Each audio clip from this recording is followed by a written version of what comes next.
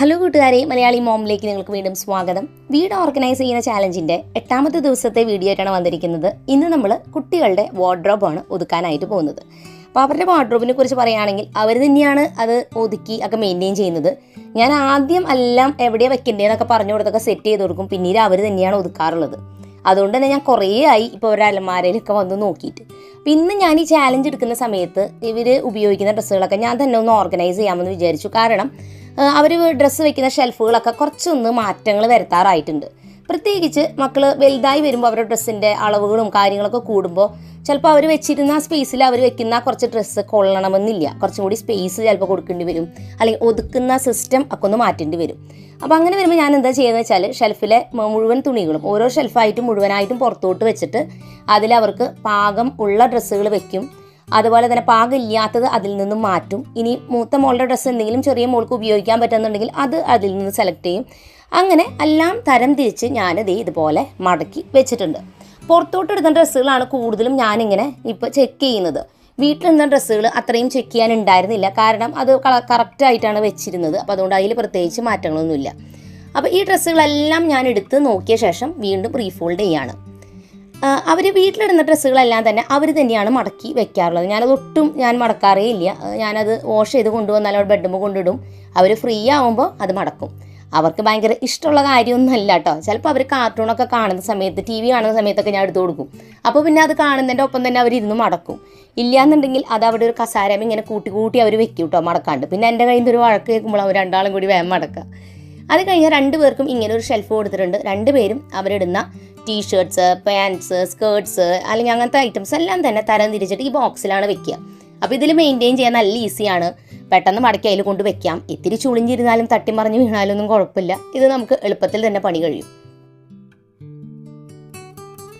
അപ്പോൾ വീട് ഒതുക്കാനൊക്കെ നമുക്ക് കുറച്ച് ഇൻട്രസ്റ്റ് ഒക്കെ ആവാനായിട്ട് നമുക്ക് നല്ല ബുക്സ് ഒക്കെ വായിക്കാം കേട്ടോ. ഈ ഒരു book the life changing magic of tiding up എന്ന് പറഞ്ഞിട്ടൊരു ബുക്കുണ്ട്. ഇത് ആ ബുക്കിൻ്റെ തന്നെ കോമിക് വേർഷൻ, അത് ചിത്രകഥ പോലെ ആ ഒരു ബുക്കിനെ അവർ മാറ്റിയിട്ട് ഉണ്ടാക്കിയിരിക്കുന്ന ബുക്കാണ്. ഈ ബുക്കിനെ കുറിച്ച് അറിയാത്തവർക്ക് ജസ്റ്റ് ഒന്ന് പറഞ്ഞു തരാം. The life changing magic of tiding എന്ന് പറഞ്ഞിട്ടുള്ള ഈ ഒരു ബുക്ക് എഴുതിയിരിക്കുന്നത് മരിയ കോണ്ടോ എന്ന് പറഞ്ഞിട്ടുള്ള ഒരു ഓത്തറാണ്, ജപ്പാനീസ് ഓത്തറാണ്. ഈ ഒരു ഓത്തർ വീട് ഓർഗനൈസ് ചെയ്യുന്നതിനെ കുറിച്ച് ഫുള്ളായിട്ടും ആണ് പറഞ്ഞിട്ടുള്ളത്. ഓർഗനൈസ് ചെയ്ത് മാത്രമല്ല, നമുക്ക് ആവശ്യമില്ലാത്ത ഐറ്റംസൊക്കെ മാറ്റി ആവശ്യമുള്ളത് മാത്രം വെച്ച് ഓരോ ഐറ്റംസ് എങ്ങനെ ഒതുക്കാം എന്നുള്ളത് ഡീറ്റെയിൽ ആയിട്ട് ഈ ഒരു ബുക്കിൽ പറഞ്ഞിട്ടുണ്ട്. അപ്പോൾ ഈ ഒരു ബുക്ക് അതിൻ്റെ തന്നെ ചിത്രകഥ പോലത്തെ വേർഷനാണ്. അപ്പോൾ ഇതിൽ കാണിക്കുന്നത് ഒരു പെൺകുട്ടിയുടെ വീട് ഭയങ്കര വൃത്തികേടായിട്ടിരിക്കുന്നു. അപ്പോൾ ഈ ഒരു വീട് ഒതുക്കാനായിട്ട് ഈ പറഞ്ഞ മരിയ കോണ്ടോ എന്ന് പറഞ്ഞ എക്സ്പേർട്ട് വരുന്നു. എന്നിട്ട് ഓരോ കാര്യങ്ങളും പറഞ്ഞു കൊടുക്കുന്നു. അപ്പോൾ ഒതുക്കുന്ന ടെക്നിക്കിന് മരിയ കോണ്ടോ ഇട്ടിരിക്കുന്ന പേര് കോൻ മാരി മെത്തേഡ് എന്നാണ് കേട്ടോ. അപ്പോൾ ആ ഒരു മെത്തേഡ് ഉപയോഗിച്ചിട്ടാണ് ഈ വീട് മുഴുവൻ ഒതുക്കുന്നത്. അപ്പോൾ അതിൽ ഓരോ സെക്ഷനും ഒതുക്കുന്നത് പറയുന്നുണ്ട്. അതുപോലെ തന്നെ ഓരോ ഡ്രസ്സുകൾ എങ്ങനെ ഫോൾഡ് ചെയ്യണം എന്നിങ്ങനെയുള്ള കാര്യങ്ങളൊക്കെ നല്ല ക്യൂട്ടായിട്ട് കൊടുത്തിട്ടുണ്ട്. അപ്പോൾ എൻ്റെ മോൾക്ക്, ചെറിയ മോൾക്ക് ഭയങ്കര ഇഷ്ടമാണ്. അവൾക്ക് ബുക്സ് ഇഷ്ടമാണ്. അതുകൊണ്ട് തന്നെ ഈ ഒരു ബുക്ക് വളരെ താല്പര്യമാണ്. അപ്പോൾ ചില ദിവസമൊക്കെ അവൾക്ക് ഭയങ്കര ഇൻട്രസ്റ്റ് ആയിരിക്കും ഒതുക്കാൻ. ആ ദിവസം ഈ ബുക്കൊക്കെ എടുത്ത് വെച്ചിട്ടായിരിക്കും, അത് വായിച്ചിട്ടായിരിക്കും അവൾ ഓരോന്നൊക്കെ ചെയ്യുക. ചില ദിവസം വലിയ ഇൻട്രസ്റ്റ് ഒന്നും ഉണ്ടായിരിക്കില്ല. അപ്പോൾ അതുകൊണ്ട് തന്നെ ഈ ഒരു ബുക്ക് കുട്ടികൾക്കായാലും വലിയവർക്കായാലും ഒക്കെ വീട് ഒതുക്കുന്നവർക്കൊക്കെ ഇഷ്ടപ്പെടുന്ന ഒരു ബുക്കായിരിക്കും. ഞാൻ വേണമെങ്കിൽ ഡിസ്ക്രിപ്ഷനിൽ ലിങ്ക് കൊടുക്കാം. നിങ്ങൾ വേണമെങ്കിൽ ചെക്ക് ചെയ്ത് നോക്കുക. അല്ലെങ്കിൽ ഓൺലൈനിൽ അതിൻ്റെ കാര്യങ്ങളൊക്കെ വായിക്കാൻ പറ്റുകയാണെങ്കിൽ അങ്ങനെ വായിക്കാനും പറ്റും. അതുപോലെ തന്നെ കുട്ടികളെ തുണി മടക്കാനായിട്ട് പഠിപ്പിക്കാനായിട്ട് നമുക്ക് എളുപ്പത്തിൽ പഠിപ്പിക്കാനായിട്ട് നമുക്കൊരു ബോർഡ് യൂസ് ചെയ്യാം. അപ്പോൾ എൻ്റെ മൂത്ത മോള് ചെറിയ കുട്ടിയായിരുന്ന സമയത്ത് ഞാൻ അവൾക്കൊരു ബോർഡ് ഇങ്ങനെ ഉണ്ടാക്കി കൊടുത്തിരുന്നു. പിന്നീട് അവൾ അത് ഉപയോഗിച്ച് ഇങ്ങനെ മടക്കി പഠിച്ചു കഴിഞ്ഞപ്പോൾ പിന്നെ നാശമായിപ്പോയി. പിന്നെ ഞാൻ പുതിയതായിട്ട് ഇപ്പോൾ ഒന്നുകൂടി ഉണ്ടാക്കിയിരിക്കുകയാണ് റോസുവിന് കൊടുക്കാൻ വേണ്ടിയിട്ട്.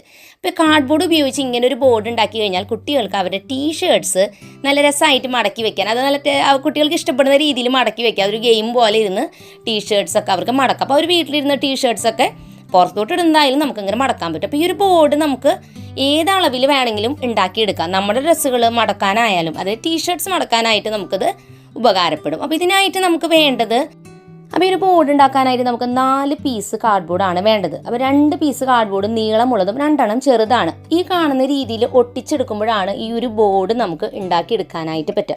അപ്പോൾ ഞാൻ എടുത്തിരിക്കുന്ന ബോർഡിൻ്റെ മെഷർമെൻറ്റ്സ് ഞാൻ സൈഡിൽ കൊടുക്കാം. അതനുസരിച്ച് നിങ്ങൾക്ക് വേണമെങ്കിൽ ചെയ്യാം. ചിലപ്പോൾ നിങ്ങൾ ഉണ്ടാക്കുന്ന സമയത്ത് ചിലപ്പോൾ കുറയ്ക്കേണ്ടി വരും, ചിലപ്പോൾ കൂട്ടേണ്ടി വരാം, പറയാൻ പറ്റില്ല. നമ്മുടെ ഷർട്ടിൻ്റെ അളവ് പോലെ ഇരിക്കും. അപ്പോൾ എൻ്റെ മക്കളുടെ എല്ലാ ഷർട്ട്സും നമുക്കിതിൽ ഫോൾഡ് ചെയ്യാൻ പറ്റാറുണ്ട്. 2 പീസ് നീളമുള്ളതും 2 പീസ് കുറച്ച് അതിനെക്കാട്ടും ചെറുതാണ് വരണേ. ഇതെല്ലാം കൂടി വെക്കുമ്പോൾ ഈ ഒരു വലിയൊരു റെക്റ്റാങ്കിൾ നമുക്ക് കിട്ടുന്ന പോലെയാണ് വരിക. അപ്പോൾ ഈ ഒരു ബോർഡിൻ്റെ വലിയ ബോർഡിൻ്റെ നീളം എന്ന് പറയുന്നത് 53 സെൻറ്റിമീറ്റർ ആണ്. ആ ചെറിയ 2 ബോർഡുകൾ ഒരുമിച്ച് വെക്കുമ്പോൾ 53 സെൻറ്റിമീറ്റർ നീളമാണ് വരിക, അല്ലെങ്കിൽ അതിൻ്റെ പകുതിയേ വരുന്നുള്ളൂ.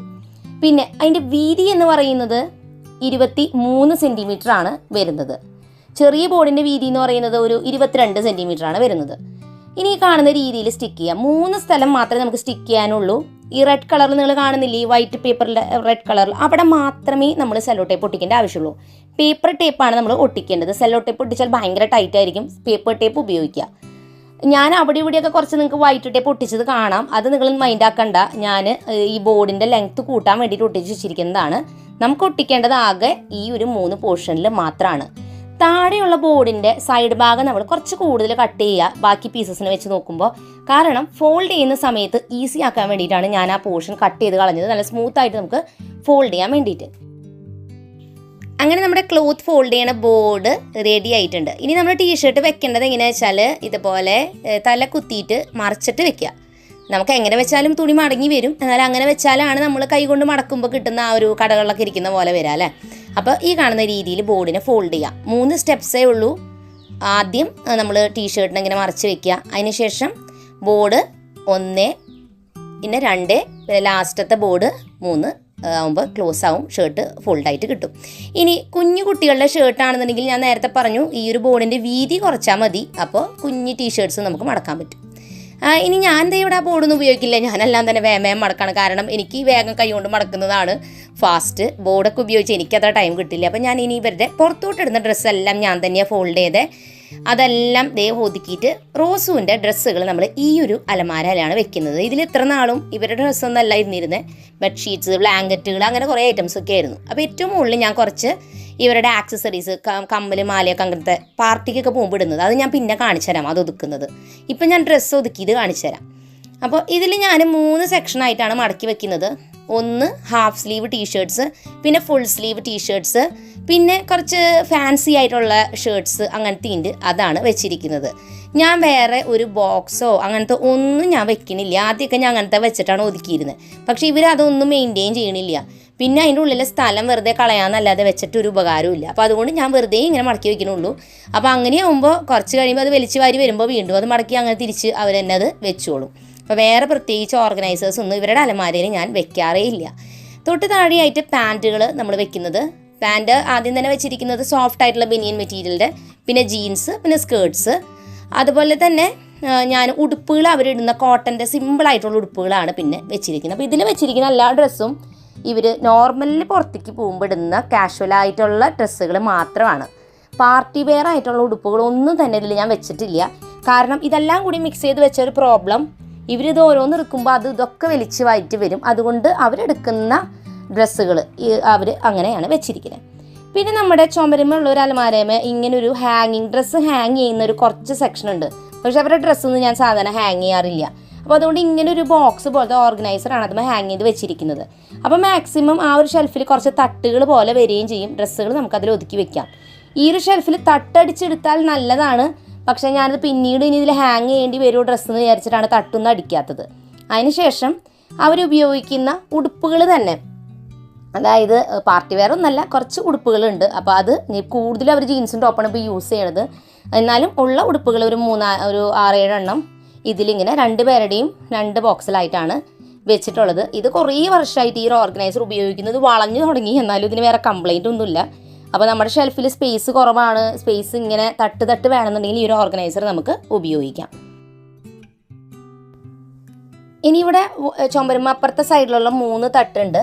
ആ തട്ടിൽ ഞാൻ ഇസായുടെ ഡ്രസ്സുകളാണ് ഓർഗനൈസ് ചെയ്യണത്. ഏറ്റവും മുകളിൽ കുറച്ചേ വെച്ചിട്ടുള്ളൂ. കാരണം ഇത്തിരി മുകളിലാണ്, മുകൾക്ക് അത് എടുക്കാനൊക്കെ ബുദ്ധിമുട്ടായതുകൊണ്ട് അവർ അത് അത്രയും വല്ല പാർട്ടിക്കോ അങ്ങനെയൊക്കെ ഇടുന്ന ഡ്രസ്സ് മാത്രമേ ഏറ്റവും മുകളിൽ വെച്ചിട്ടുള്ളൂ. പിന്നെ അതിന് തൊട്ട് താഴെയായിട്ട് ജീൻസും ടോപ്പുകളൊക്കെയാണ് വെക്കുന്നത്. അപ്പോൾ കുട്ടികൾ വലുതാവുമ്പോൾ അവരുടെ ഡ്രസ്സിൻ്റെ അളവ് കൂടുമ്പോൾ അവർക്ക് ഡ്രസ്സ് വെക്കാനുള്ള സ്പേസ് കൂടുതൽ വേണം. അപ്പോൾ അങ്ങനെ വന്നപ്പോഴാണ് 2 പേർക്കും 2 സെക്ഷനായിട്ട് വെച്ചത്. കാരണം ആദ്യം ഇവരുടെ എല്ലാ ഡ്രസ്സും കൂടി ഈ ഒരു കുഞ്ഞ് ഷെൽഫിൽ കൊണ്ടുപോയിരുന്നു. കാരണം അവർ കുഞ്ഞായിരുന്നല്ലോ. വലുതാവുന്നതുകൊണ്ട് ഡ്രസ്സിൻ്റെ മെഷർമെൻറ്റ്സ് കൂടുമ്പോൾ കൂടുതൽ സ്പേസ് വേണ്ടി വന്നപ്പോഴാണ് ഞാനിത് 2 പേരെയും തരം തിരിച്ച് വെച്ചു.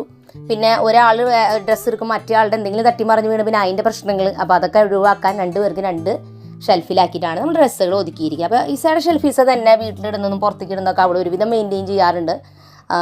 റോസുവിൻ്റെ കുഞ്ഞിതായതുകൊണ്ട് അവൾക്ക് അത്ര അറിയില്ലല്ലോ, അപ്പോൾ അതിൻ്റേതായ കുറച്ച് പ്രശ്നങ്ങളുള്ളൂ. എന്നാലും ഒരുവിധം കുഴപ്പമൊന്നുമില്ല. അപ്പോൾ അതെല്ലാം തന്നെ മോള് ഒതുക്കിയൊക്കെ വെച്ചിട്ടുണ്ട്.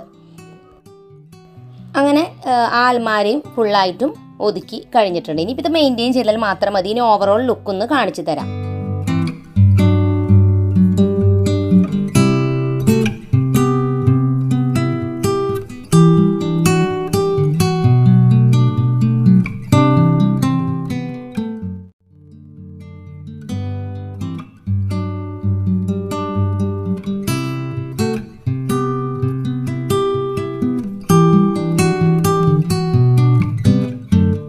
അപ്പോൾ ഇതുവരെ നമ്മൾ എടുത്തു വെച്ചിട്ടുണ്ടായിരുന്നത് അവരുടെ സാധാരണ അവരെപ്പോഴും യൂസ് ചെയ്യുന്ന പുറത്തോട്ട് പോകുന്ന ഡ്രസ്സുകളാണ്. ഇനി വല്ല ഫംഗ്ഷനൊക്കെ വരുമ്പോൾ ഉപയോഗിക്കുന്ന ഡ്രസ്സുകൾ, അതായത് ഇത്തിരി ഉടുപ്പ് പോലെ ഫാൻസി പൊന്തി നിൽക്കുന്ന കുറേ നെറ്റിൻ്റെ ഡ്രസ്സുകൾ അങ്ങനത്തെ ഒക്കെ ഇല്ലേ, പിന്നെ പട്ടുപാവാട, അതൊന്നും അവരെപ്പോഴും ഇടുന്നൊന്നല്ല, ഓണം വരുമ്പോഴേക്കും അങ്ങനെയൊക്കെ ഇടുള്ളൂ. അപ്പോൾ അങ്ങനത്തെ ഡ്രസ്സൊക്കെ ഇതുപോലത്തെ സാരി ബാഗിൻ്റെ ഉള്ളിലാക്കി വെച്ചിരിക്കുന്നത്. കാരണം ഇതും അടക്കി വെക്കണമെങ്കിൽ കുറേ സ്ഥലം വേസ്റ്റാണ്. അപ്പോൾ ഈ ഒരു ബാഗിൽ വെച്ചാൽ ഇത് നന്നായിട്ട് ഒതുങ്ങിയിരിക്കും. എന്നിട്ട് താഴെ ഒരു ഷെൽഫുണ്ട്, അപ്പോൾ ആ ഷെൽഫിലാണ് വെച്ചിരിക്കുന്നത്. അപ്പോൾ ആ ഷെൽഫിൽ തന്നെയാണ് ബെഡ്ഷീറ്റും പിന്നെ ടവൽസ് അങ്ങനത്തെയൊക്കെ വെച്ചിരിക്കുന്നത്. അപ്പോൾ ഈ ഉടുപ്പുകളൊന്നും എപ്പോഴും എടുക്കുന്നതല്ലാത്തതുകൊണ്ട് തന്നെ അത് അങ്ങനെ വേറെ പ്രത്യേകിച്ച് കുറേ ഒതുക്കാനൊന്നും ഉണ്ടായിരുന്നില്ല. അപ്പോൾ അങ്ങനെ നമ്മുടെ ഇന്നത്തെ വലിയൊരു ടാസ്കും കംപ്ലീറ്റ് ആയിട്ടുണ്ട്. ഇനി ഇത് മെയിൻറ്റെയിൻ ചെയ്താൽ മാത്രം മതി. ഇനി ഇവരുടെ റൂമിൽ നമുക്ക് ഒതുക്കാനുള്ളത് ആകെ അവരുടെ ജ്വല്ലറി ഐറ്റംസ്, പിന്നെ കോസ്മെറ്റിക്സ്, ഡ്രസ്സിങ് ടേബിളൊക്കെ ഉണ്ടല്ലോ, അതൊക്കെ ഒതുക്കണം. അത് വഴിയേ ഞാൻ കാണിച്ചു തരാം. അവിടെ കുറച്ച് നമുക്ക് മിനുക്ക് പണികളൊക്കെ ഉണ്ട്. അപ്പോൾ അതൊക്കെ ചെയ്തിട്ട് ഞാൻ ഈ റൂം ഫുള്ളായിട്ടും കാണിച്ചു തരാം. കാരണം നമ്മുടെ റൂം കുറേ മാറ്റങ്ങൾ വരുത്തിയിട്ടുണ്ട് കേട്ടോ. റൂമിൻ്റെ അറേഞ്ച്മെൻ്റ് ഒക്കെ മൊത്തത്തിൽ അങ്ങോട്ട് മാറ്റിയിട്ടുണ്ട്. അപ്പോൾ അതൊക്കെ ഞാൻ പിന്നീട് കാണിച്ചു തരാം. അപ്പോൾ ഇന്നത്തെ ടാസ്ക് നിങ്ങളെല്ലാവരും ഈ ഒരു മുടക്ക് ദിവസം പറ്റുകയാണെങ്കിലൊക്കെ ചെയ്യുക. അപ്പോൾ പുതിയൊരു നല്ല വീഡിയോ ആയിട്ട് വീണ്ടും നമ്മൾ വരുന്നതായിരിക്കും. അതുവരെയ്ക്കും എൻ്റെ എല്ലാ കൂട്ടുകാർക്കും bye bye and take care.